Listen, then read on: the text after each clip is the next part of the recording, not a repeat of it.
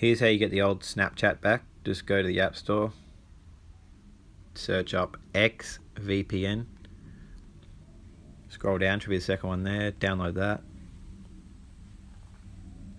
Shouldn't take too long to download.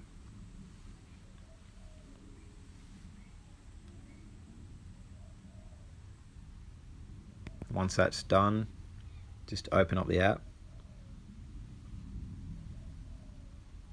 click I am ready, click allow, type in your password for your phone, then click connect. Connected. Then go onto Snapchat, send a message to one of your friends or Team Snapchat.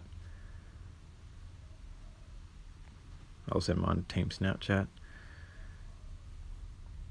Then once that's done, close all of your opened apps.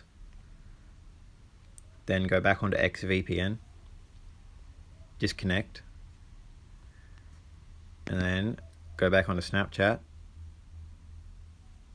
and there you go. You got the old Snapchat back. Have a good day. Peace.